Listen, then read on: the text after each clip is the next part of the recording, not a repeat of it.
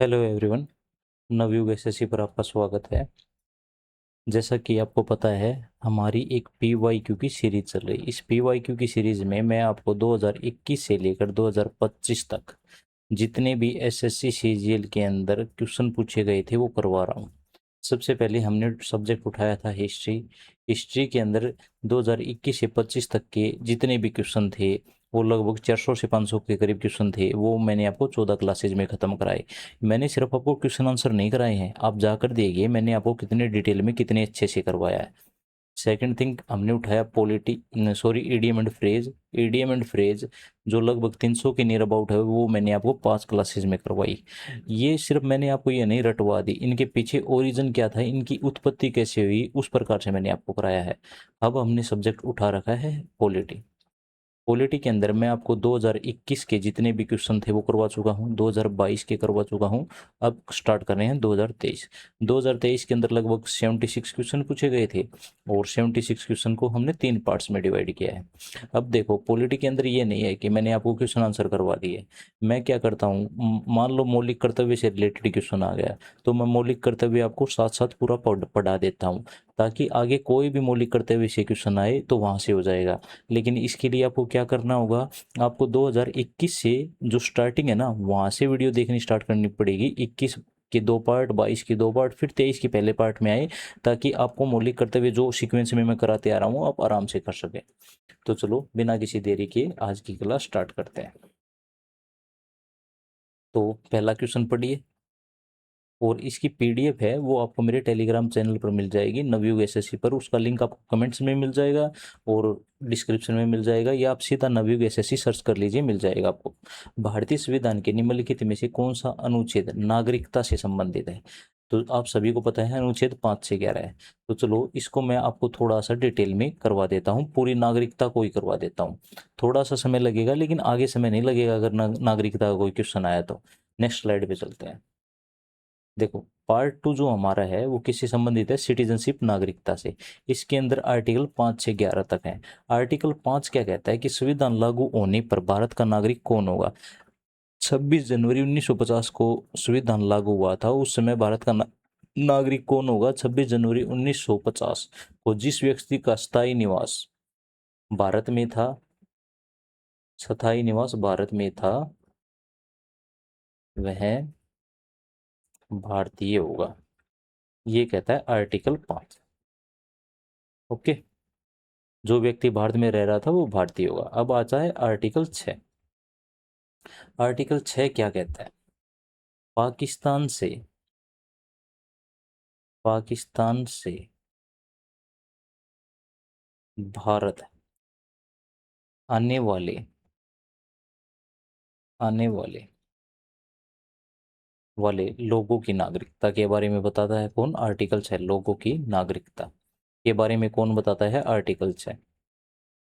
देखो मैं आपको दोनों साथ साथ करवा देता हूँ ये, आर्टिकल 6 और आर्टिकल 7।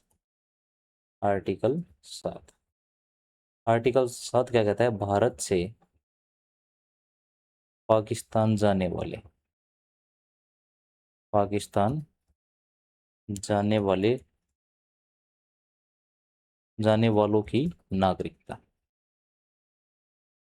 आपको पता है भारत पाकिस्तान का विभाजन हुआ तो कुछ लोग ऐसे होंगे जो पाकिस्तान से भारत में आए और कुछ लोग ऐसे होंगे जो पाकिस्तान भारत से पाकिस्तान में गए। तो सबसे पहले हम किसको देखेंगे, जो आएगा या जो जाएगा। जाएगा वो तो चला गया, तो आर्टिकल 6 आया है जो भारत में आए, आने वालों को देखो पहले। पाकिस्तान से भारत आने वाले लोगों की नागरिकता के बारे में किस में बताया गया है, आर्टिकल 6 में। देखो इसमें क्या बताया गया है कि 19 जुलाई, ये डेट याद रखना, 19 जुलाई 1948 से पहले आए, पहले आए, पहले आए लोग क्या होंगे, भारत के नागरिक होंगे, भारत के नागरिक होंगे। 1947 में भारत पाक विभाजन हुआ था, तो ये नियम कहता है कि जैसे पहले क्या था, भारत पाकिस्तान एक था, तो 19 जुलाई 1948 से पहले जो जो भारत में आ गया वो क्या है, सब भारत के नागरिक हैं। किसके तहत, आर्टिकल 5 के तहत, वो भारत का स्थायी निवास माना जाएगा। लेकिन कोई व्यक्ति 19 जुलाई 1948 के बाद आए, बाद आए, तो उन्हें अब क्या करवाना पड़ेगा, पंजीकरण करवाना पड़ेगा। क्या करवाना पड़ेगा, पंजीकरण। पंजीकरण मतलब रजिस्ट्रेशन कराकर भारतीय नागरिकता लेनी पड़ेगी, रजिस्ट्रेशन कराकर भारत की नागरिकता लेनी पड़ेगी।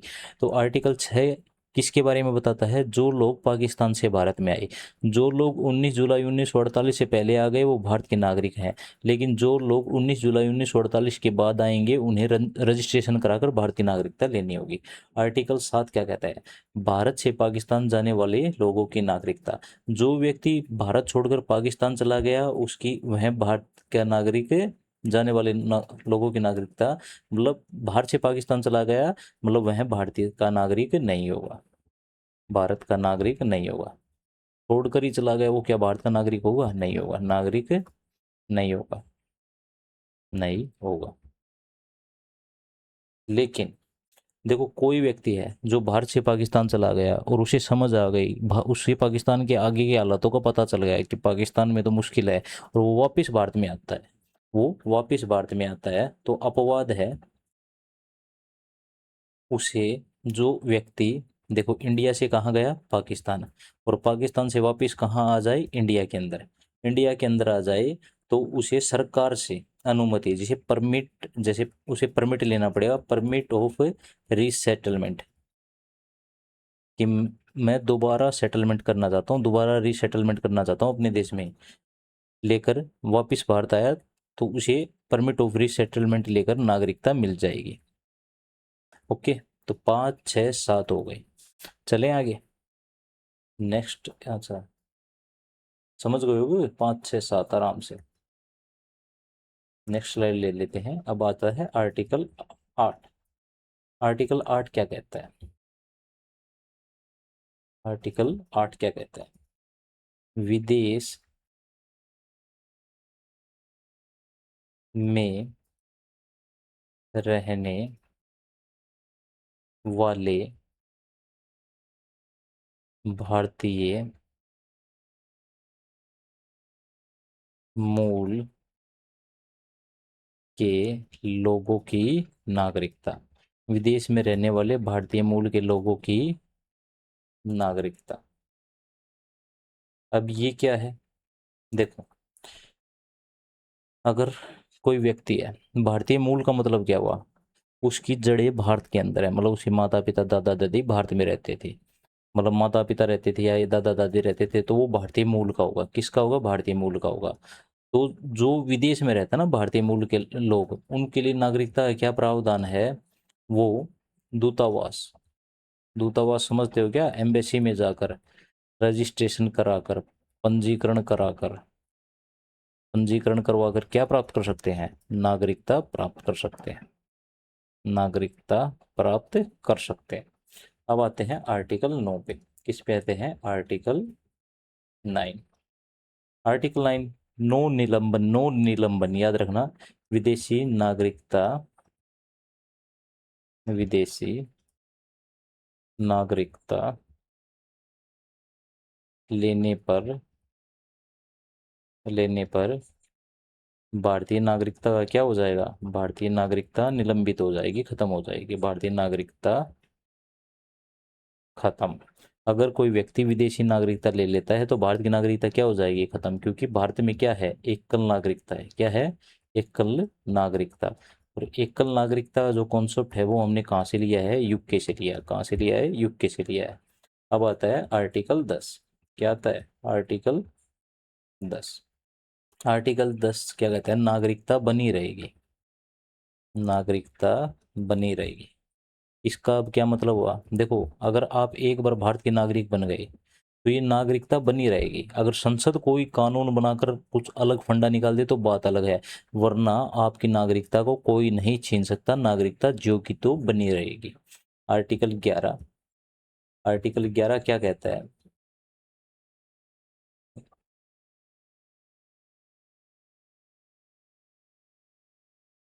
आर्टिकल 11, अरे ये क्या निकला है,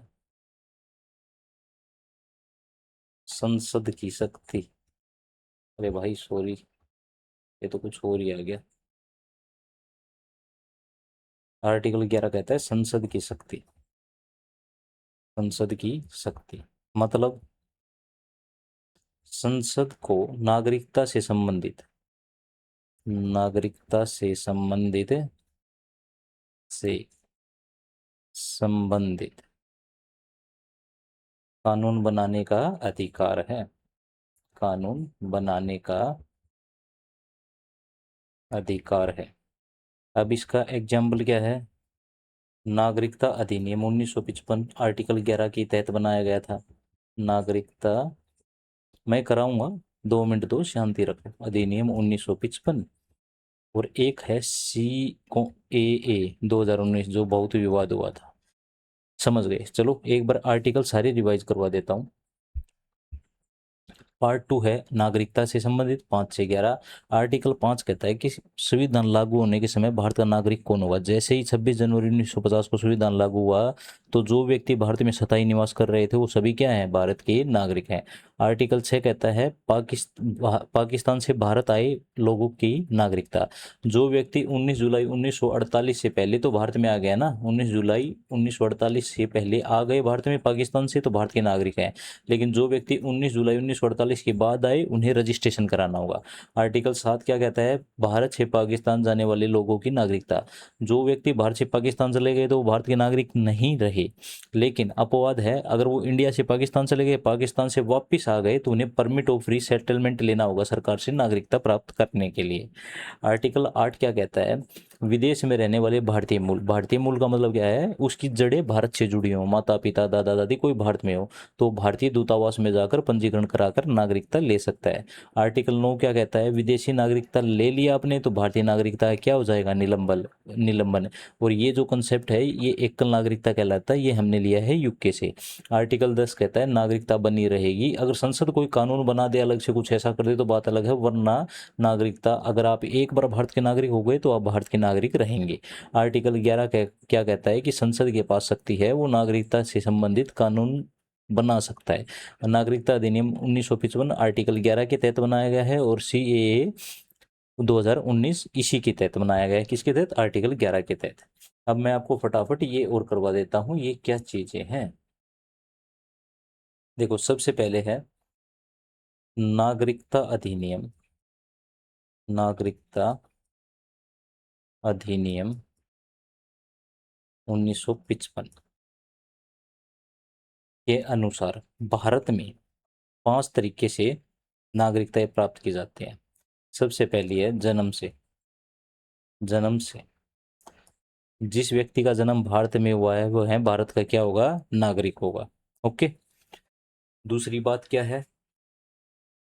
दूसरा है वंश से। सेकंड क्या है? वंश से नागरिकता। वंश से नागरिकता। वंश से नागरिकता का क्या कंसेप्ट है? वंश से नागरिकता, देखो यदि किसी बच्चे का जन्म विदेश में हुआ लेकिन उसके माता या पिता भारतीय नागरिक है तो वह वंश के आधार पर क्या होगा? भारत की नागरिकता प्राप्त कर सकता है। अब वंश से नागरिकता के लिए कुछ शर्तें हैं। 26 जनवरी 1950 से लेकर, ये डेट याद नहीं करनी, 10 दिसंबर 1992 तक अगर 26 जनवरी 1950 से 10 दिसंबर 1992 तक अगर पिता भारत का नागरिक है और उस टाइम पे किसी बच्चे का जन्म विदेश में हो गया तो उसे नागरिकता मिल जाती थी। लेकिन बाद में 10 दिसंबर 1992 के बाद ये कर दिया गया, माता या पिता में से कोई भी भारत का नागरिक है और अगर बच्चे का जन्म विदेश में हुआ है तो उसे भारतीय नागरिकता क्या हो जाएगी? मिल जाएगी। ओके, समझ गए होगे वंश के आधार पर। नंबर 3। नंबर 3 क्या है? पंजीकरण, रजिस्ट्रेशन, जो बार बार आ रहा था ना, पंजीकरण द्वारा नागरिकता। देखो कोई व्यक्ति है भारत की नागरिकता लेना चाहता है, भारत की नागरिकता लेना चाहता है तो वो जो आवेदन कर रहा है ना नागरिकता लेने के लिए, उससे पहले सामान्यतः 7 वर्ष किसमें? भारत में निवास करना होगा। मान लो एक विदेशी महिला ने भारतीय नागरिक से विवाह कर लिया और 7 वर्ष की निर्धारित शर्त पूरी कर ली भारत में रहने की, तो वो भारत की नागरिकता के लिए एप्लीकेबल है। तो मतलब पंजीकरण से कैसे? रजिस्ट्रेशन कराकर, रजिस्ट्रेशन कराने के लिए शर्त क्या है? आवेदन से पहले कितना, सामान्यतः, सामान्यतः 7 वर्ष तक भारत में निवास, भारत में निवास, 7 वर्ष तक भारत में निवास करना होगा तो भारत की नागरिकता मिल जाएगी। ओके। नंबर 4 है देशीयकरण। देशीयकरण, या इसे एक नाम से और पुकारते हैं जिसका नाम है प्राकृतिकरण। प्राकृतिकरण, इसके द्वारा भी नागरिकता मिलती है। देखो, नॉर्मल नॉर्म्स क्या है, नॉर्मल नियम क्या है, सामान्य नियम, सामान्य नियम। देखो, पंजीकरण और देशीयकरण, एक बार मैं फर्क बताता हूं, पहले इसका सामान्य नियम समझो। आवेदन से, आवेदन से, आवेदन से 14 वर्षों में, आवेदन से पहले, पहले 14 वर्षों में से 11 वर्ष भारत में निवास, भारत में निवास। ओके। तथा आवेदन से ठीक पहले, आवेदन से ठीक पहले, आवेदन से ठीक पहले लगातार 12 महीने तक भारत में निवास, महीने तक भारत में निवास। समझो, पहले समझो पंजीकरण। देखो, इसके अंदर क्या है ना कोई भारतीय से जुड़ा हुआ है। जैसे कोई विदेशी महिला भारतीय से विवाह कर लेती है और 7 वर्ष से लगातार भारत में रह रही है, तो उसका हस्बैंड जो उसका रिलेशन बना वो भारतीय से बना। ओके। उसके लिए कंडीशन है 7 वर्ष की। लेकिन देशीयकरण, प्राकृतिकरण मतलब कोई विदेशी भारतीय नागरिकता लेना चाहता है तो सामान्य नियम यह कहता है कि आवेदन से पहले, उसके जो मान लो आज आवेदन किया, आज से 14 वर्ष पहले तक देखा जाएगा कि कोई भी 11 वर्ष भारत में निवास किया हो। और सेकंड शर्त, आवेदन से लगातार पहले लगातार 12 महीने किस में रहा हो, भारत में मिला हो, तो वो आवेदन कर सकता है देशीयकरण और प्राकृतिकरण के द्वारा। ओके। और लास्ट है इसी क्षेत्र का भारत में विलय, इसी क्षेत्र का भारत में विलय। कोई भारत ने, भारत में विलय, जैसे भारत ने कोई क्षेत्र है वो जीत लिया भारत में, जैसे बलूचिस्तान ही आ गया, तो बलूचिस्तान के सभी लोगों को क्या मिल जाएगी, भारत की नागरिकता मिल जाएगी। वो नागरिकता उसी दिन से मिल जाएगी जिस दिन से वो भारत में मिल गया। तो नागरिकता अधिनियम 1955 के तहत 5 तरह से नागरिकता मिलती है। कौन से तरह से नागरिकता मिलती है? जन्म से, वंश से, पंजीकरण से, देशीकरण से और किसी क्षेत्र के भारत में विलय से। सारी चीजें मैंने आपको टिप टॉप समझा दी हैं, उम्मीद करता हूँ समझ में आ गई होंगी। ओके। अब देखो, वेट ए मिनट।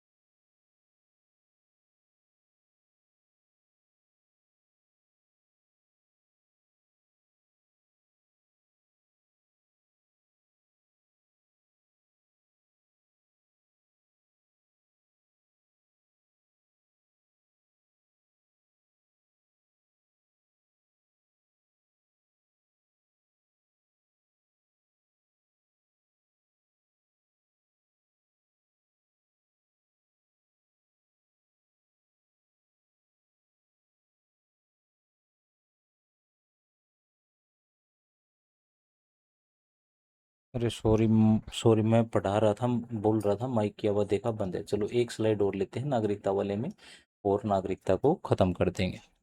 देखो, नागरिकता जाति कैसे है? ये तो 5 तरीके हो गए मिलने के, 3 तरीके हैं जानने के, 3 तरीके हैं जानने के।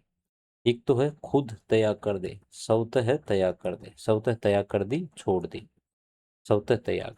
दूसरी है समाप्ति, समाप्ति कैसे होगी? विदेशी नागरिकता लेने पर समाप्ति हो जाती है। और थर्ड है वंचित कर देना, वंचित कैसे करेंगे?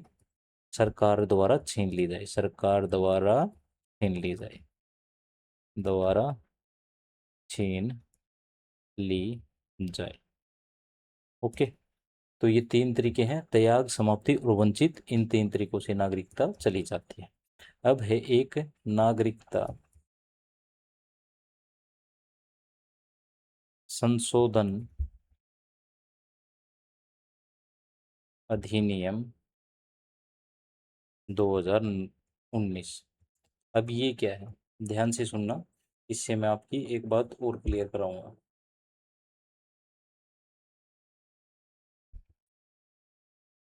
इससे क्या बात क्लियर कराऊंगा? नागरिकता संशोधन अधिनियम 2019। अब ये क्या कहता है? ये कहता है इस कानून के आधार पर पाकिस्तान, बांग्लादेश और अफगानिस्तान में धार्मिक उत्पीड़न, धार्मिक उत्पीड़न के कारण जो लोग भारत में आएंगे, और वो कौन कौन से होंगे? या तो हिंदू, सिख, जैन, बौद्ध, ईसाई, पारसी। क्योंकि ये तीनों मुस्लिम कंट्री हैं, इनमें धार्मिक उत्पीड़न मुस्लिमों का तो होगा नहीं, तो बाकी बचे 6। अगर धार्मिक उत्पीड़न से ये लोग भारत में आएंगे तो इन लोगों के लिए जो प्राकृतिकरण हमने पढ़ा था, प्राकृतिकरण, उसकी अवधि घटाकर 11 साल से कितने साल कर दी गई? 5 साल कर दी गई है। और ये जो लोग हैं 31 दिसंबर 2014 या उससे पहले भारत में आए हों। ओके, अब देखो एक बार फटाफट, ये है, देखो प्राकृतिकरण क्या है, सामान्य नियम क्या है? आवेदन से पहले 14 वर्षों में से 11 वर्ष भारत में निवास, और आवेदन से ठीक पहले लगातार 12 महीने तक भारत में निवास हो गया। अब ये देखो, इन तीनों देशों से धार्मिक उत्पीड़न से ये 6 हैं जो भारत में आएंगे, तो इनकी जो अवधि ना वो 11 साल से घटाकर कितनी कर दी गई? 5 साल। 31 दिसंबर 2014, और ये कानून है 2019 का, मतलब इससे पहले जितने भी ये लोग आए थे ना, इनको डायरेक्ट क्या मिल गई? नागरिकता मिल गई भारत की। ओके, समझ गए होंगे। और सीए का उद्देश्य नागरिकता छीनना बिल्कुल नहीं है, इसका उद्देश्य है पात्र प्रवासियों को नागरिकता प्रदान करना। तो क्वेश्चन में समय जरूर लगा, लेकिन उम्मीद करता हूँ मजा आया होगा। चलो नेक्स्ट पे बढ़ते हैं। भारतीय लेखा परीक्षक और लेखा विभाग का प्रशासनिक प्रमुख कौन होता है? शुरुआत के 5-6 क्वेश्चन के मैं टॉपिक करवा दूंगा, बाद में देखना क्वेश्चन जैसे मौलिक कर्तव्य आ जाएगा, वो मैंने करवा रखा है, मैं आपको क्यों फिर से कराऊंगा? तो आपको 2021 से वीडियो देखनी पड़ेगी। भारतीय लेखा परीक्षा और लेखा विभाग का प्रशासनिक प्रमुख कौन होता है? तो वो होता है नियंत्रक एवं महालेखा परीक्षक। अब देखो नियंत्रक एवं महालेखा परीक्षक क्या है? सबसे पहले आर्टिकल है 148, कितना है? 148। इसके अंदर कहा गया नियंत्रक एवं महालेखा परीक्षक मतलब computer, sorry, controller auditor general, CAG बोलते हैं इसे। क्या बोलते हैं? कैग। तो मैं सीधा कैग लिख दूंगा, समझ जाना, नियंत्रक एवं महालेखा परीक्षक। तो आर्टिकल 148 में क्या है? सबसे पहले है कै, भारत में एक कैग का पद होगा। क्या होगा? पद होगा। सेकंड थिंग इसी के अंदर क्या है, इसकी नियुक्ति कौन करेगा? नियुक्ति करेगा इसकी राष्ट्रपति। कौन करेगा? राष्ट्रपति। ओके, ठीक बात। उसके बाद इसको शपथ कौन दिलाएगा?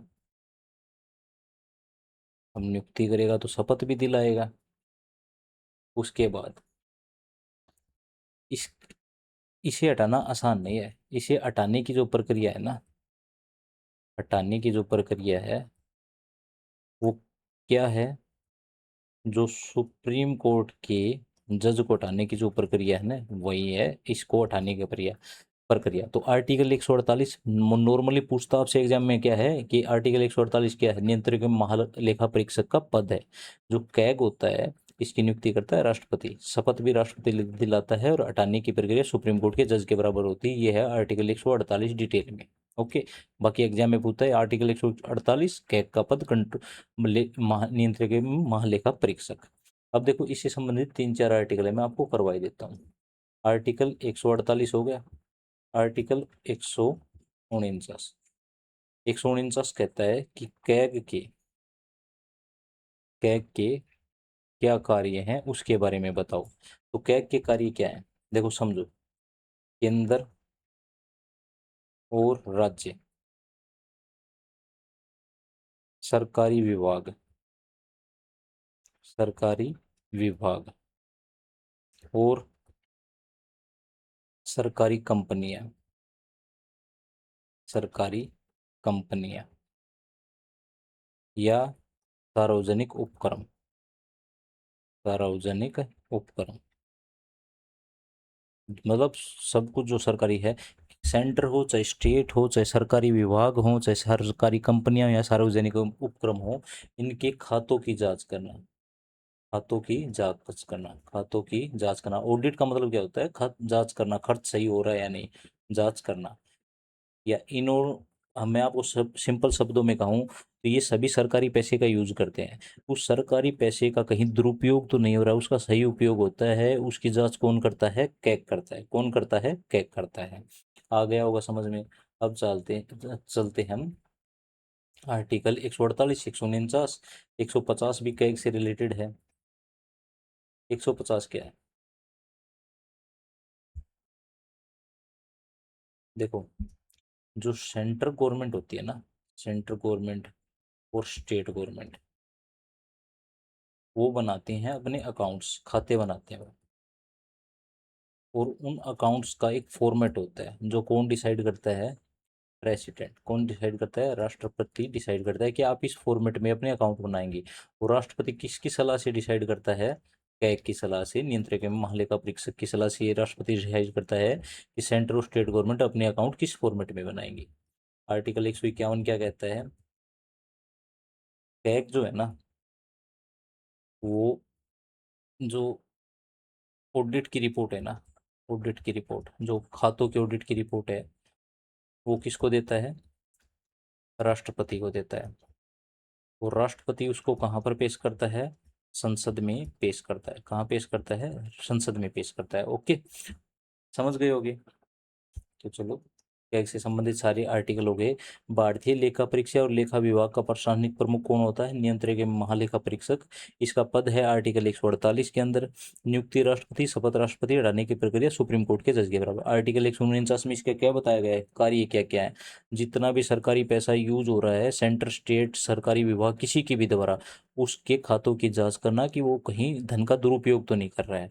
अब आता है आर्टिकल 150। आर्टिकल 150 कहता है कि सेंट्रल स्टेट गवर्नमेंट अपने अकाउंट्स बनाते हैं, उसका फॉर्मेट देता है राष्ट्रपति, किसकी सलाह पर, कैग की सलाह पर है। और कैग अपनी रिपोर्ट राष्ट्रपति को देता है, राष्ट्रपति कहाँ वो करता है, उसे संसद के अंदर प्रस्तुत करता है। तो कैग से संबंधित चारों आर्टिकल हैं वो मैंने आपको करवा दिए। नेक्स्ट क्वेश्चन, निम्नलिखित में से कौन सा विकल्प भारतीय संविधान में रिपब्लिक गणतंत्र शब्द का अर्थ बताता है। देखो, गणतंत्र का अर्थ होता है कि देश का जो सर्वोच्च होता है, प्रमुख होता है, जनता द्वारा प्रत्यक्ष या अप्रत्यक्ष रूप से चुना जाता है। ओके। वह किसी राजा या रानी की तरह क्या नहीं होता है, वंशानुगत नहीं होता है। गणतंत्र का मतलब देखो, एक होता है लोकतंत्र। लोकतंत्र, लोकतंत्र का मतलब क्या है, सरकार कौन बनाएगा, सरकार कौन बनाएगा, कौन बनाएगा, मतलब कौन बनाएगा, जनता। सरकार कौन बनाएगा, जनता।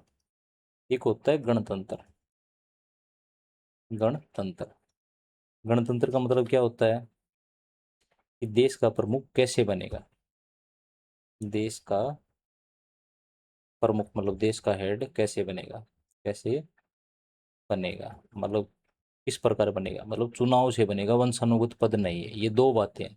तो निम्नलिखित में कौन सा विकल्प भारतीय संविधान में रिपब्लिक गणतंत्र का शब्द है निर्वाचित होता है प्रमुख, मनोनीत भी नहीं होता है, मनोनीत जो बनाया जाता है, जैसे प्रधानमंत्री मनोनीत होते हैं, सारे एमपी हैं, एमपी मोदी भी जो मोदी जी भी तो एक एमपी है, लेकिन उन्हें मनोनीत किया गया है प्रधानमंत्री के लिए। तो गणतंत्र का मतलब होता है देश का हेड बनेगा चुनाव से। ओके, चलो, कोई भी व्यक्ति इस पद पर बैठ सकता है। न्याय मतलब कोई भी व्यक्ति का मतलब ये नहीं कि आप जाके बैठ जाओगे, मतलब कोई भी व्यक्ति, क्या पता आप भी हो सकते हो आगे जाने वाले समय में आप बड़े वो बन जाए। न्यायाधीशों को एक न्यायालय से, चलो नेक्स्ट क्वेश्चन है, न्यायाधीशों को एक उच्च न्यायालय से दूसरे उच्च न्यायालय में स्थानांतरित करने का अधिकार किसका होता है? न्यायाधीशों की नियुक्ति कौन करता है? राष्ट्रपति करता है। तो उन्हें स्थानांतरित करने का अधिकार भी किसका होता है? भारत के राष्ट्रपति का। क्वेश्चन नंबर 5, के जे नजीब बना भारत संघ का मामला निम्नलिखित में से किस अनुच्छेद के तहत अधिकारों के उल्लंघन से संबंधित है? बताओ। देखो, जो के जे नजीब भारत संघ का मामला, नहीं, मामला क्या था, इस मामले में जो आरोपी था ना, वो कई सालों तक क्या था, जेल में बंद था। क्यों बंद था? क्योंकि उसकी जो ट्रायल चल रही थी, उसका जो मुकदमा चल रहा था ना, वो पूरा ही नहीं हो रहा था। मामला लंबे समय तक लंबित रहने के कारण उसे जमानत की, उसने क्या की, जमानत की मांग की। एक आरोपी है, उसके मुकदमे की ट्रायल चल रही है और बेचारा जेल में है। अब मुकदमा चल गया लंबा, वो जेल में ही था, तो उसने क्या कहा कि मुझे बेल दी जाए, मुझे जमानत दी जाए। तो सर्वोच्च न्यायालय ने क्या कहा था कि मुकदमा बहुत लंबे समय तक पूरा नहीं हो रहा है और व्यक्ति अनिश्चित काल तक जेल में बंद था। तो यह किस अनुच्छेद के तहत अधिकारों का उल्लंघन है? जीवन और व्यक्तिगत स्वतंत्रता अनुच्छेद 21 के अंतर्गत उसे क्या दे दी जाए? जमानत दे दी जाए। भारत का प्रथम विधि अधिकारी कौन होता है? अब देखो, क्वेश्चन नंबर 6 आपको पता है महान्यायवादी। अब मैं ये यहाँ पर नहीं कराऊंगा, क्योंकि 2022 की जो पॉलिटी के क्वेश्चंस हैं, उसके अंदर जो पार्ट 2 है, पार्ट 2, और उसके अंदर 6 मिनट पर, वीडियो की 6वीं मिनट पर मैंने महान्यायवादी और महाअधिवक्ता को डिटेल में एक्सप्लेन किया है। ओके, तो वहां पर जाके आप देख लो इसे, तो आंसर होगा महान्यायवादी। जैसे मैंने यहाँ पर नागरिकता को डिटेल में एक्सप्लेन किया है ना, उसी वीडियो में महान्यायवादी को क्या है। भारतीय संविधान में मौलिक कर्तव्यों को ब्लैंक संशोधन द्वारा जोड़ा गया। मौलिक कर्तव्य 42वें संविधान संशोधन 1976 के तहत जोड़े गए। अब ये भी मैं नहीं कराने वाला, क्यों? 2022 की जो अपना पार्ट 1 है पॉलिटी क्वेश्चंस का, प्ले लिस्ट बनी हुई अलग से, उसके अंदर 14वीं मिनट के अंदर मैंने मौलिक कर्तव्यों को डिटेल में एक्सप्लेन किया है, तो आप वहां जाकर देख लीजिए। तेलंगाना विधानसभा में कितने सदस्य मनोनीत है? विकल्प, अच्छा विकल्प नहीं है, मैं वैसे ही बता देता हूँ। टोटल है विधानसभा के अंदर 120 सदस्य, उसके अंदर 109, 19 तो है निर्वाचित और एक क्या है, मनोनीत। तो इसका आंसर होगा एक। सीपी इल्बिट निम्नलिखित में से किसके अधीन परिषद के विधि सदस्य थे? तो लॉर्ड रिपन। देखो, सीपी इल्बिट थे ना, वो लॉर्ड रिपन की जो परिषद थे ना, उसी की क्या थे, कानूनी सदस्य थे, विधि सदस्य थे। जो सीपी इल्बिट थे ना, वो एक इल्बर्ट बिल लेकर आए थे, इल्बर्ट बिल 1883 में। इसका अंग्रेजों ने बहुत ज्यादा विरोध किया था। इल्बर्ट बिल क्या था कि जो भारतीय न्यायाधीश है ना, वो अब अंग्रेजों के मुकदमे की सुनवाई कर सकते हैं, लेकिन अंग्रेज ये नहीं चाहते थे। तो सही आंसर क्या होगा? Lord Ripon. किस संवैधानिक संशोधन द्वारा संविधान में मौलिक कर्तव्यों को शामिल किया गया है? तो 42वां संविधान संशोधन 1976 अभी अभी आया था, और वही बात फिर से 2022 का पॉलिटिक क्वेश्चंस का जो पार्ट 1 है, उसके अंदर 14वें मिनट पर मैंने मौलिक कर्तव्य डिटेल में कराए हैं, वहां जाके कर लो। 20 जुलाई 2021 को उच्चतम न्यायालय ने भारतीय संविधान के भाग 9B के प्रावधानों को रद्द कर दिया, और भाग 9B किससे संबंधित है? अब इसमें आ जाओ, इसमें डिटेल में समझाता हूँ, थोड़ा सा क्वेश्चन अच्छा है। देखो, भाग जो 9B है, जो पार्ट 9B है, जो पार्ट 9B है ना अपना, वो किससे संबंधित है? सहकारी समितियों से संबंधित है, समितियों से संबंधित है।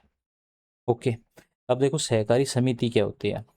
इसके अंदर क्या होता है, कुछ लोग मिलकर अपनी आर्थिक और सामाजिक जरूरतों को पूरा करने के लिए एक संस्था बनाते हैं।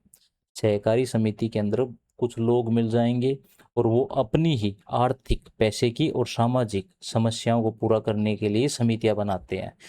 फॉर एग्जाम्पल, जैसे दूध वालों ने बना ली दुग्ध सहकारी समिति, सहकारी समिति, और कृषि के लोगों ने बना ली कृषि सहकारी समिति, और जो उपभोक्ता, कस्टमर होते, कंज्यूमर होते, उन्होंने बना ली उपभोक्ता सहकारी समिति, सहकारी बैंक। तो ये जो होते हैं ना, ये कुछ लोगों के द्वारा बनाई जाती हैं अपनी खुद की आर्थिक और सामाजिक समस्याओं को सोल्व करने के लिए।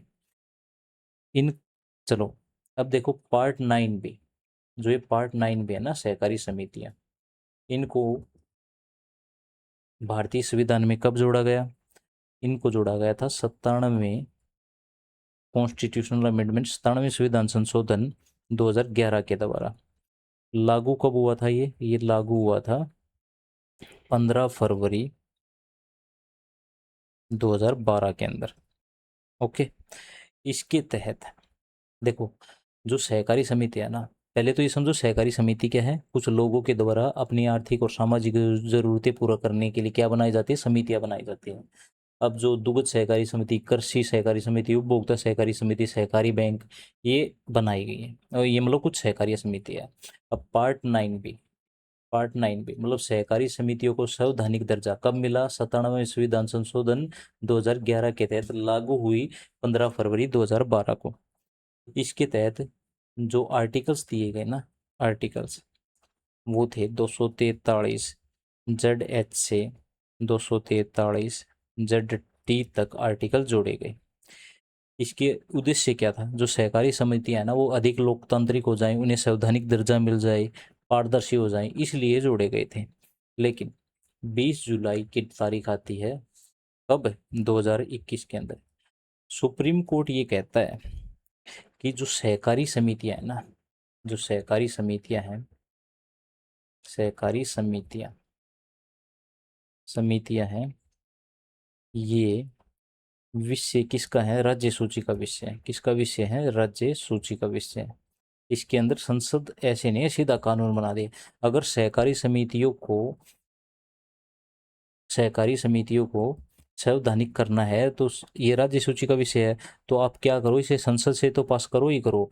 जितने भी राज्य है ना, उनके आधे से एक ज्यादा राज्य से पास करवाओ, तभी ये क्या होगा? संवैधानिक होगा। तो ये तो संसद ने क्या किया था?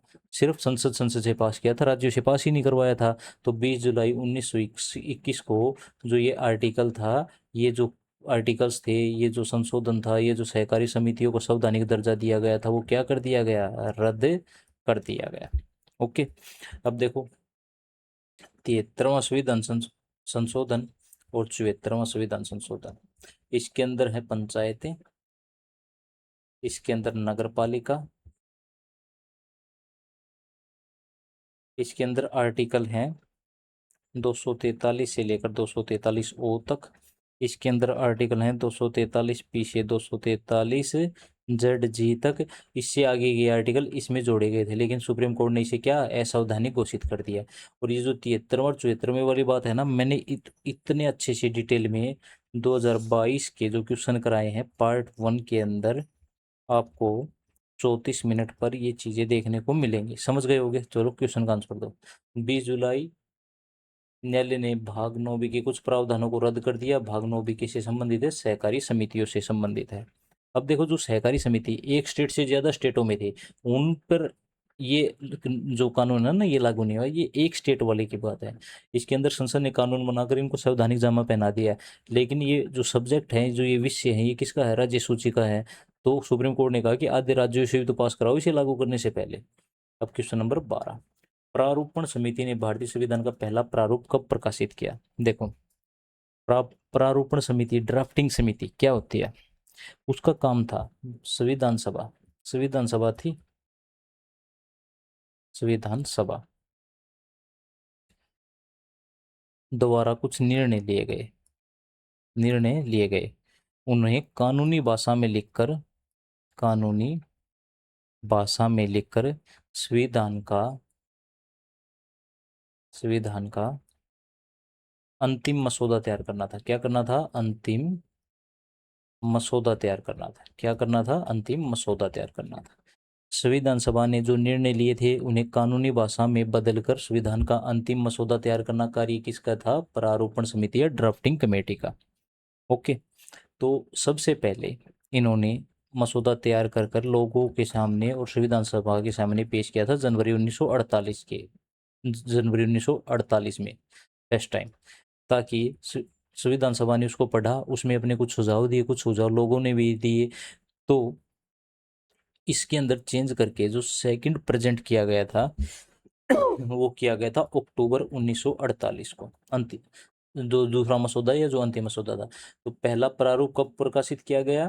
फरवरी 1948 को। अंतिम प्रारूप या सेकंड प्रारूप कब? अक्टूबर 1948 को। समझ गए होगे।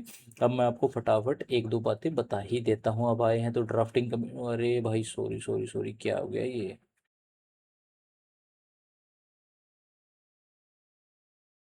हाँ, हाथ हो गया, सॉरी। पता नहीं कहाँ से क्या आ गया। तो देखो मैं आपको कुछ बातें बता ही देता हूँ। जो हमारा जो ये ड्राफ्टिंग कमेटी थी, प्रारूपण समिति थी, इसके अध्यक्ष कौन थे? डॉक्टर भीमराव अंबेडकर। आप सभी को पता है अंबेडकर। इसके अंदर 7 सदस्य थे। और सदस्य कौन कौन थे? एन गोपाल स्वामी, गोपाल स्वामी आयंगर, आयंगार। सेकंड थे अल्लादी स्वामी, कृष्ण स्वामी अय्यर, टीएम के ओसी हैं। नेक्स्ट थे के एम मुंशी। फिर कौन थे? मोहम्मद सादुल्ला। कितने हो गए? एक दो तीन चार पांच। फिर थे एन माधवराव, माधवराव। और फिर थे टी टी कृष्णमाचारी, कृष्णमाचारी। जो माधवराव थे ना, ये बीएल मित्र के स्थान पर आए थे। बीएल मित्र ने इस्तीफा दे दिया था, उनका स्वास्थ्य खराब हो गया था, डीपी खेतान की मृत्यु हो गई थी, उनके स्थान पर आए थे। ओके। तो देखो याद हो जाएंगे गोपाल स्वामी, कृष्ण स्वामी, कृष्णमा ये कृष्णमाचारी और माधव। ये चारों तो कृष्ण भगवान के नाम हैं। वैसे याद हो जाएंगे। अंबेडकर आपको याद रहने वाला है। एक मुस्लिम है, एक मुंशी है, याद रख लेना। हो गए ना साथ याद। चलो, ये ड्राफ्टिंग कमेटी के 7 सदस्य थे। सर्वोच्च न्यायालय के अधिकारियों और सेवकों को या उसके संबंध में दे पेंशन पर देखो थोड़ा सा टाइम लगेगा, एक बार फिर से आ जाओ डिटेल में। एक होती है संचित निधि। क्या होती है? संचित निधि, संचित निधि। संचित निधि क्या होती है अभी समझेंगे। देखो क्या होती है इजी लैंग्वेज में। संचित निधि होती है ना, ये भारत सरकार का, भारत सरकार का मेन अकाउंट होता है, मुख्य खाता होता है। क्या होता है? Main account. क्या होता है? मेन अकाउंट होता है। ओके। सरकार को, सरकार के अंदर देखो समझो, इसमें पैसा कहाँ से आता है? मेन अकाउंट के अंदर, मेन अकाउंट के अंदर पैसा आता कहाँ से है? जैसे इनकम टैक्स, इनकम टैक्स से पैसा आता है इसके अंदर। जीएसटी से पैसा आता है। एक्साइज ड्यूटी मतलब उत्पाद शुल्क, एक्साइज ड्यूटी से पैसा आता है। और लोन लेती है सरकार कोई, उसका पैसा इसमें आता है। या सरकार की कोई और आय है, सरकार की अन्य आय, मतलब सरकार की अन्य आय जो भी आय होगी वो किसके अंदर आएगी? मेन अकाउंट के अंदर है। ओके। इस निधि से पैसा कब निकाला जाता है? इस निधि से पैसा निकालने के लिए सबसे पहले संसद की अनुमति चाहिए। संसद की अनुमति से इस निधि से पैसा निकाला जाता है। इस निधि से पैसा निकाला जाता है। पैसा निकाला जाता है। तो इस निधि का वर्णन है आर्टिकल 266 के अंदर। ओके, देखो संचित निधि क्या है, भारत सरकार का मुख्य बैंक खाता है, मेन अकाउंट है एक प्रकार से। इसके अंदर जितने भी टैक्स, सरकार की टैक्स या नॉन टैक्स या लोन की जो भी आय होगी ना, वो इस निधि के अंदर होगी। इस निधि से पैसा निकालना है तो आपको संसद की अनुमति अनिवार्य है। अब संसद की निधि, इस निधि से खर्च क्या क्या किया जाता है। अब खर्च का सुनना ध्यान से, खर्च। अब इस निधि से पैसा कहाँ कहाँ खर्च किया जाता है। जितने भी सरकारी कर्मचारी हैं, सरकारी कर्मचारी, कर्मचारी, मैं इस पेन को थोड़ा सा पतला कर लेता हूँ। सरकारी कर्मचारी हैं, राष्ट्रपति हैं, और पीएम हैं, मंत्री हैं, एमपी हैं, उनके वेतन और भत्ते, वेतन और भत्ते इसी निधि से दिए जाते हैं। और जितने भी डिफेंस, रक्षा सेवाओं का जो खर्च होता है वो भी इस निधि से किया जाता है। ओके, सड़क बनाई जाती है, या फिर पुल बनाया जाता है, या रेलवे है, या नेशनल हाईवे है, और भी कोई अन्य विकास कार्यों का भी खर्च, अन्य विकास कार्यों का भी जो खर्च है, कार्यों का खर्च भी इस निधि से किया जाता है। ओके, शिक्षा स्वास्थ्य, शिक्षा के ऊपर, स्वास्थ्य के ऊपर, जितनी भी गवर्नमेंट स्कीमें चलते हैं वो इसी निधि से खर्च होते हैं। या सर सामाजिक और और एवं सरकारी योजनाएं, सरकारी योजनाएं जैसे बुढ़ापा पेंशन वगैरह वगैरह, ये मोदी जी 2-2 हज़ार रुपये बांटते हैं, ये भी इसी निधि से। जो सरकार लोन लेती है, लोन का जो इंटरेस्ट है या जो लोन का अमाउंट है वो भी इसी निधि से पे किया जाता है। और उसके अलावा सुप्रीम कोर्ट, चुनाव आयोग मतलब इलेक्शन कमीशन, चुनाव आयोग, और कैग, और जितने भी सरकारी संस्था हैं उनका पैसा भी इसी निधि से निकाला जाता है। अब आती है आकस्मिक निधि। क्या आती है? आकस्मिक निधि क्या आती है? आकस्मिक, आकस्मिक निधि। आकस्मिक निधि क्या होती है? देखो ये है वह निधि है जिससे अचानक, अचानक या फिर आपात या अप्रत्याशित, प्रत्याशित परिस्थितियों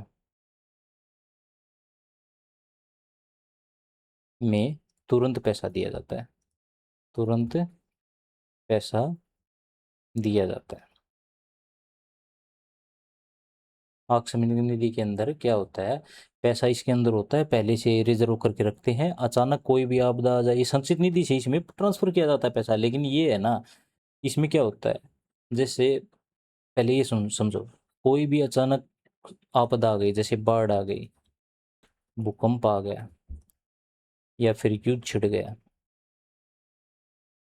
तो इसके अंदर क्या होता है, महामारी आ गई जैसे कोरोना आ गया था, उस इसके अंदर क्या होता है, पैसा आप डायरेक्ट निकाल लेते हो, इसके अंदर संसद से पास कराने की आवश्यकता नहीं होती है। क्योंकि इसमें अब ऐसी परिस्थितियों में संसद में कब तो वो बिल पास होगा, कब पैसा निकलेगा, बहुत टाइम लग जाएगा। तो इसमें क्या होता है, विपरीत, जैसे कोई भी अचानक सिचुएशन आ जाती है जिसके लिए संसद से बिल पास कराने का टाइम नहीं है, तो पैसा निकाल लेते हैं, फिर बाद में संसद से बिल पास करवा कर संचित निधि से पैसा निकाल कर किस में डाल दिया जाता है, वापस आकस्मिक निधि में। ओके, और इसका जो संरक्षक होता है ना, वो कौन होता है? राष्ट्रपति होता है। कौन होता है?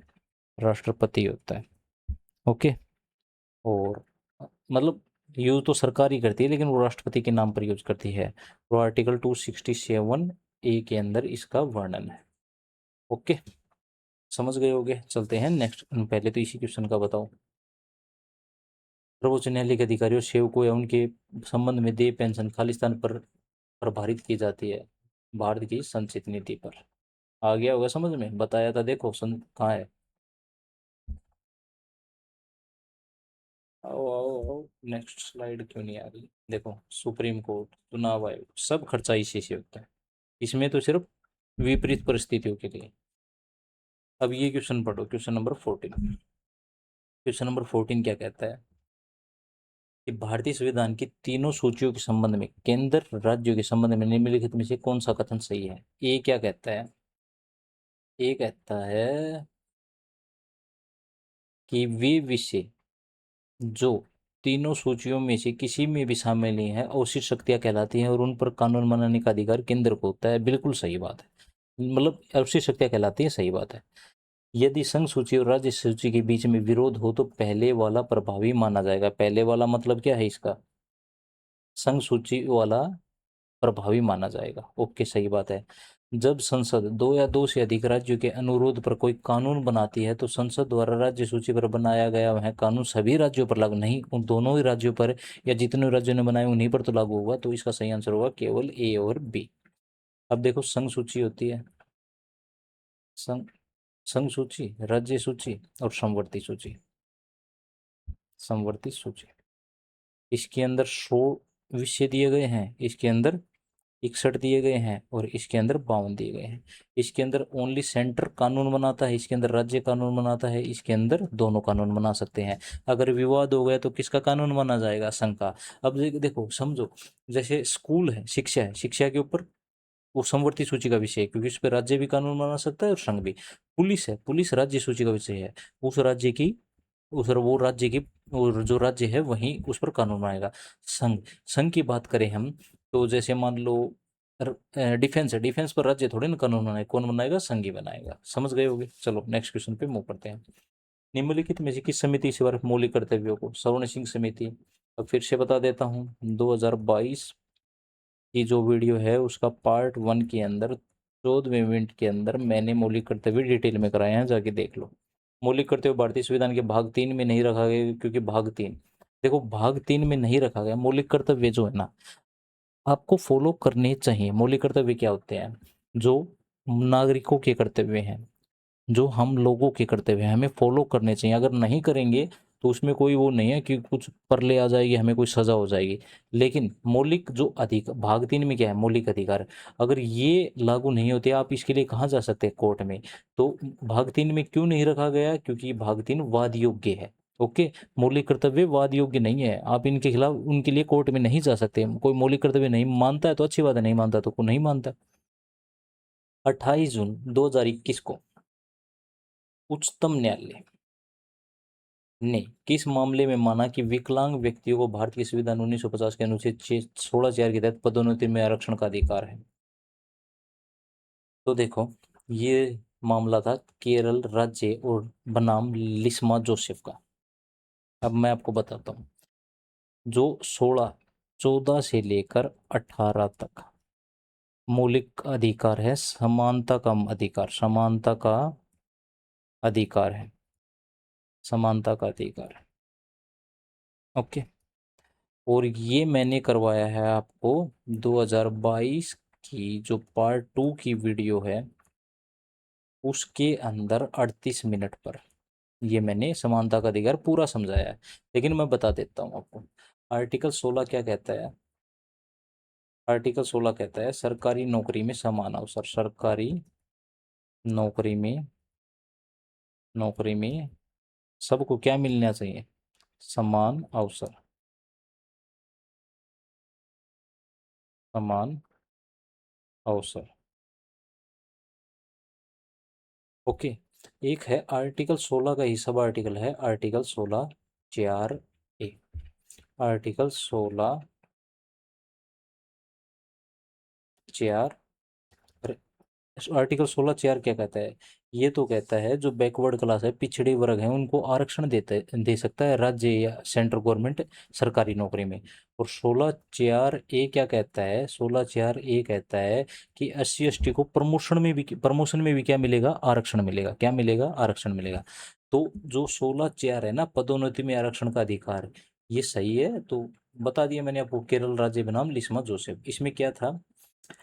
28 जून 2021 को सर्वोच्च न्यायालय ने कहा कि दिव्यांग व्यक्तियों को भी समान अवसर देना संविधान का उद्देश्य है, इसलिए उन्हें पदोन्नति में भी आरक्षण दिया का लाभ मिल सकता है और केवल दिव्यांग होने के कारण उन्हें उन्हें प्रमोशन मतलब पदोन्नति प्रमोशन से वंचित नहीं किया जा सकता। समझ गए होगे।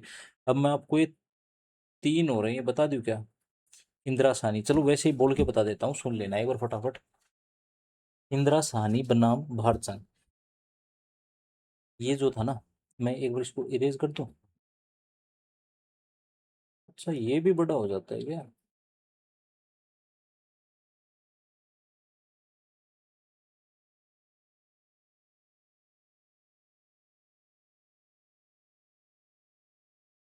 हाँ, अरे हो तो जाता है ये। देखो,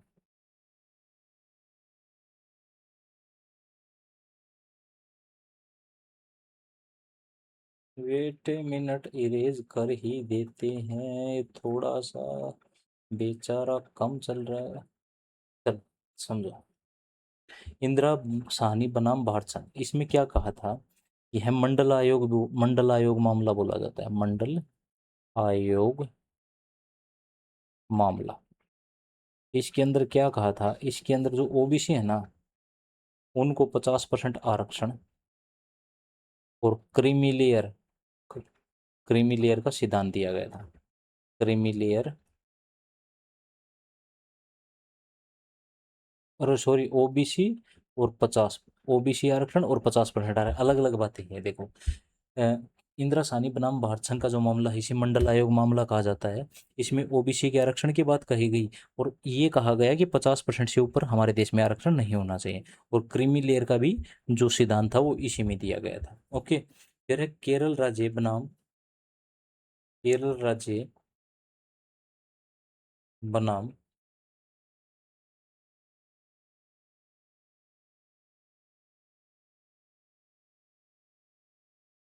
केरल राज्य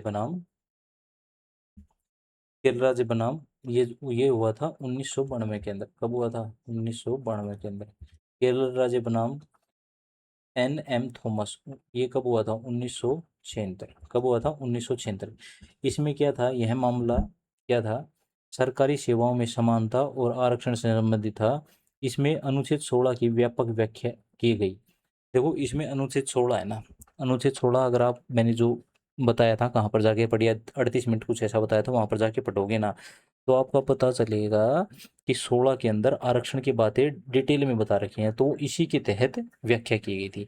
राजीव कुमार गुप्ता बनाम रंगाचारी, यह मामला किससे संबंधित है? पदोन्नति में आरक्षण से संबंधित है, लेकिन ये 2016 के अंदर है, ये 2016 के अंदर है। 1950 का ये मामला है, ये केरल बनाम लिस्मा जोसेफ, उससे रिलेटेड है 1950 में। ये 2016 वाला है ना, ये भी पदोन्नति में आरक्षण से ही संबंधित है, लेकिन विकलांगों की बात नहीं करता ये। चलो नेक्स्ट पर मूव करते हैं। भारतीय संविधान में निम्नलिखित में किस संशोधन संपत्ति के अधिकार को मूल अधिकार के स्थान पर कानूनी अधिकार बना दिया गया? तो ये आप सभी को पता है, 44वां संविधान संशोधन 1978।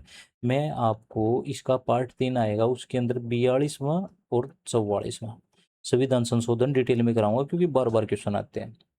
भारतीय संविधान के किस भाग में संघीय कार्यपालिका का प्रावधान है? बताओ। देखो, भाग 3 आप सभी को पता है किससे रिलेटेड है, मौलिक अधिकार। भाग 6 किससे रिलेटेड है? राज्य, किससे रिलेटेड है? राज्य सरकार से। भाग 4 किससे रिलेटेड है? DPSP, directed directive principle of state policy, मतलब राज्य के नीति निर्देशक तत्व। और भाग 5 किससे संबंधित है? यूनियन गवर्नेंस, मतलब संघ से संबंधित है। तो संघीय कार्यपालिका भाग 5। भारतीय संविधान का कौन सा अनुच्छेद उपाधि के समापन? अब अनुच्छेद 18 है उपाधि के समापन का। और अभी अभी मैंने बताया था 2022 की पार्ट 2 के 53वां क्वेश्चन है 38वें मिनट पर, वो भी किससे संबंधित था? मतलब उपाधि या कुछ ऐसा क्वेश्चन था, उसमें मैंने 14 से 18 तक समानता के अधिकार को अच्छे से एक्सप्लेन किया है, वहां पर जाके देख लीजिए। संघ लोक सेवा आयोग यूपीएससी के संबंध में निम्न में से कौन सा कथन सत्य है? ए, संसद के पास सेवा संसद के पास आयोग के अध्यक्ष, सदस्य और कर्मचारियों की सेवा की शर्तों के रूप में नियम बनाने की शक्ति है। तो ये है आर्टिकल 318। मैं यूपीएससी का भी करवाऊंगा कल वाली वीडियो में, यूपीएससी के सारे आर्टिकल करा दूंगा कल वाली वीडियो में। तो आर्टिकल 318 के अंदर ये दे रखा है, कल वाली में या परसों वाली में यूपीएससी के सारे आर्टिकल है। ओके, तो आर्टिकल 318 के अंदर क्या दे रखा है कि संसद के पास और राज्य के मामले में राज्यपाल, राज्य के मामले में राज्य विधानसभा, उनके पास जो आयोग है ना कोई भी, उसके सदस्य, अध्यक्ष और कर्मचारियों की सेवा और शर्तों के रूप में नियम बनाने की शक्ति है। बी पॉइंट क्या है, भारत सरकार अधिनियम 1935 में संघ के लिए एक लोक सेवा आयोग आएगा और प्रत्येक प्रांत या प्रांतों के समूह के लिए एक प्रांतीय लोक सेवा की परिकल्पना की गई थी। हाँ, 1935 में क्या था, 1935 में था फेडरल पब्लिक सर्विस कमीशन। और जो देखो 1935 का जो भारत सरकार अधिनियम बना, इसमें क्या था, फेडरल पब्लिक सर्विस कमीशन, और प्रांतों के लिए था प्रोविंशियल पब्लिक सर्विस कमीशन। अब जैसे ही संविधान लागू हुआ हमारा, ये तो बन गया UPSC, union public service commission, और ये बन गया स्टेट पीएससी। ओके, तो ये इसमें बदल गई, ये भी बात सही है। संघीय लोक सेवा आयोग को 1950 में संविधान के अनुच्छेद 378 के खंड 1 के आधार पर संघ लोक सेवा आयोग के नाम से जाना जाने लगा। संघीय लोक सेवा आयोग मतलब फेडरल यूनियन पब्लिक, क्या था, मैं क्या बता रहा था, फेडरल पब्लिक सर्विस कमीशन, ये हो गया संघ लोक सेवा आयोग। हाँ सही बात है, तो तीनों ही सही है। चलो, क्वेश्चन नंबर 22, भारत में राज्य चुनाव आयोग की नियुक्ति कौन करता है? तो कौन करता है, राज्यपाल करता है। कौन करता है, राज्यपाल करता है। मैं राज्यपाल से संबंधित आर्टिकल पार्ट 3 में बताऊंगा 2023 की पॉलिटी वीडियो में, क्योंकि ये ज्यादा बड़ी क्लास होगी, आप भी बोर हो गए होगे। ओके, चलो नेक्स्ट क्वेश्चन पे मूव करते हैं। भारतीय संविधान के अनुच्छेद ब्लैंक के अनुसार भारत के प्रत्येक नागरिक का यह कर्तव्य वैज्ञानिक दृष्टिकोण, मानववाद, ज्ञान और प्रजन सुधार की भावना विकसित करेगी। 51A। वही बात फिर से 2022 का पार्ट 1 जाकर देखो, 14 मिनट पर आपको कंप्लीट मौलिक कर्तव्य मैंने करवाए हैं। राज्य के नीति निर्देशक तत्वों की उत्पत्ति निम्नलिखित में से किस में खोजी जाती है? अब ये समझो, देखो 1931 में क्या हुआ, कराची अधिवेशन। क्या हुआ, कराची अधिवेशन हुआ भाई, वैसे ही सुन लो एक बार। 1931 में क्या हुआ, कराची अधिवेशन हुआ। उसकी अध्यक्षता की थी सरदार वल्लभ भाई पटेल ने। किसने की थी उसकी अध्यक्षता, सरदार वल्लभ भाई पटेल ने। किसने की थी उसकी अध्यक्षता, सरदार वल्लभ भाई पटेल ने। उसमें एक कराची प्रस्ताव लाया गया। उस कराची प्रस्ताव में क्या कहा गया कि आजाद भारत की सरकार केवल शासन नहीं करेगी, बल्कि गरीबों के कल्याण, शिक्षा, रोजगार, समानता, श्रमिकों के अधिकार और सामाजिक न्याय के लिए भी काम करेगी। तो अब जो अपने राज्य के नीति निर्देशक तत्व हैं, जो डीपीएसपी हैं, directive principle of state policy, उसके अंदर भी क्या है, राज्य सरकार या जो भी सरकार है ना, उसको उसके कर्तव्य बताए गए हैं कि आप ये काम गरीबों के कल्याण के लिए कीजिए। ओके, बताए गए होंगे। तो जो डीपीएसपी है ना, इसकी उत्पत्ति कहाँ से हुई है, कराची प्रस्ताव से हुई है। कहाँ से, कराची प्रस्ताव से हुई है। किसी राज्य की मंत्रिपरिषद में मुख्यमंत्री सहित मंत्रियों की कुल संख्या उस राज्य की विधानसभा की कुल सदस्यों की कुल संख्या से अधिक नहीं होगी। देखो,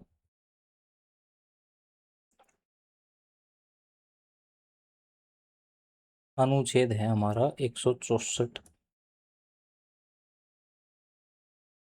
1A, और ये एक कब जोड़ा गया था, 91वां कॉन्स्टिट्यूशनल अमेंडमेंट 2003 द्वारा यह प्रावधान जोड़ा गया। इस प्रावधान में क्या कहा गया कि अधिकतम मंत्री, विधानसभा में जितने सदस्य हैं ना, मंत्रिपरिषद में जो कैबिनेट बनाएंगे, मान लो विधानसभा में जितने सदस्य हैं उसके 15% से अधिक नहीं हो सकते, लेकिन 12 से कम भी नहीं हो सकते। मान लो किसी में अच्छे ज़्यादा कम है, तो कम से कम तो 12 होंगे, और कम से कम कितने, 12। मान लो हरियाणा का एग्जाम्पल ले लेते हैं, 90 है, 90 का 15% कितना होगा, 9 × 3 = 27, 27 को 2 से भाग करेंगे 13.5, मतलब लगभग 14 लगा लो। तो 14 मंत्रियों से जो ज़्यादा नहीं हो सकते, और 12 से कम नहीं हो सकते। ओके, तो कितने होंगे? 15%। तो चलो, आज की वीडियो में इतना ही, मिलते हैं नेक्स्ट वीडियो में। पीडीएफ आपको मिल जाएगी, टेंशन लेने की जरूरत नहीं है। ओके, बाय बाय, मिलते हैं नेक्स्ट वीडियो में। अगर वीडियो अच्छी लगी तो चैनल को सब्सक्राइब कर दीजिए।